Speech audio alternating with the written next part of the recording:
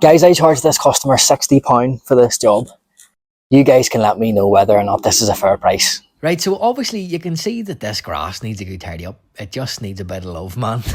It needs brought back to a good state. That's no problem. That's the easy part, right? We'll sort that out, no bother. So the main issue with this garden is that during autumn, there was a lot of leaf fall. You'll be able to see here in a second that this garden is surrounded by trees. And during autumn, a lot of leaf fall accumulated, particularly in the bottom left-hand corner. And the leaves weren't removed. And what that meant was the grass failed because the grass couldn't photosynthesize with all the leaf matter on top. It was blocking the light, right? And when things can't get the light, they struggle to grow, they struggle to live, survive, thrive, whatever. So once we get this grass sorted, we're going to go down to that patch and we're going to try and repair it. This is a lovely lawn. I mean, as far as new built lawns go, this is one of the better ones that I've done. And it has the potential to be even nicer once we get this patch fixed.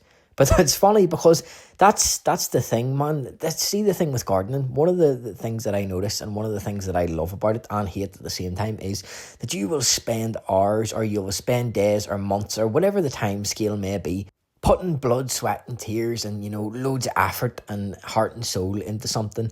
And, I'm not talking about this lawn, just anything in general.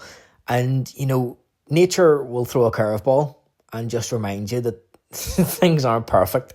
And, shit happens sometimes. And, your nice, perfect painted picture that you don't want to ruin sometimes gets ruined. And you start again and you fix it. And that's all right. Isn't it really? That's fine. So once we get this patch fixed, this is going to be a beautiful lawn again. And, the customer will be happy.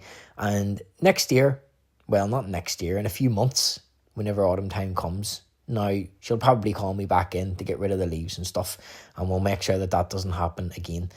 So, there's plenty of trees around here, which means there's probably going to be plenty of birds. And I know the birds will be eyeing up this seed as soon as I leave this garden. So, I done this in layers. Obviously, I done my first layer on top of the first layer of topsoil. And then, as you can see now, I'm just sprinkling a wee bit more topsoil to make another layer. And then after I put that topsoil down, I'll just fire another layer of seeds down. So it's kind of like a seed lasagna. And it means that, if the birds get a few of these seeds that I'm putting down now, fair play to them. Enjoy. And then with the rest of the seed, I just overseeded the lawn. And then it was straight out to the front garden because we all know seeds don't need to be watered in. Seeds have the highest chance of germination when the conditions are arid and dry and there's no moisture at all. So originally the customer just asked me to sort this grass out, but I couldn't walk past that border without sorting it as well, so I chucked that in for them too. Gotchas.